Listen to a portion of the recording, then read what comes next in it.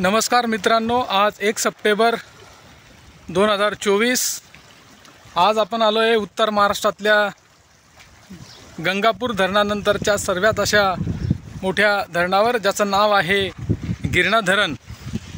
हे धरण चाळीसगावपासून अवघ्या 42 किलोमीटर अंतरावर नांदगाव तालुक्यामध्ये आहे।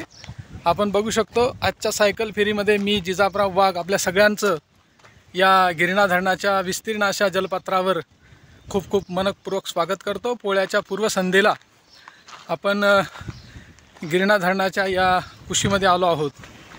आपण बघू शकतो धरण हे 27 तारखेला 93% भरल्यानंतर या धरणातून पाण्याचा विसर्ग सुरू होता, परंतु दिनांक 31 ऑगस्ट 2024 रोजी रात्री पाण्याची आवक लक्षात घेता धरणाचे सगळे दरवाजे पुन्हा एकदा बंद करण्यात आले। आपण बघू शकतो, बघा हा विसर्ग होणारे धरणाचे हे सगळे दरवाजे काल रात्री या धरणाचं विसर्ग पूर्णपणे बंद करण्यात आला। आपण बघू शकतो हा गिरणा नदीचा अत्यंत विस्तीर्ण असा परिसर, आणि आपण हे महाकाय असं मोठं धरण पाहत आहोत। मी आज सायकलवर आलो आहे आणि ही सायकल फेरी आज आपण गिरणा धरणावर करत आहोत।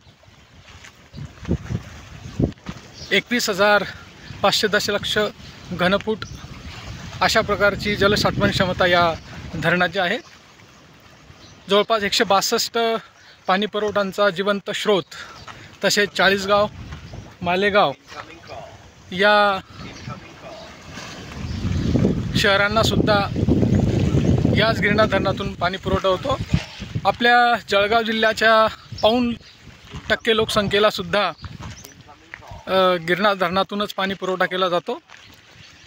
चाळीसगाव औद्योगिक वसाहत असेल, मालेगाव औद्योगिक वसाहत असेल, या वसाहतींची चाकंसुद्धा याच धरणाच्या याच्यातून फिरत असतात। चला तर मित्रांनो, आज आपण इथेच थांबत आहोत।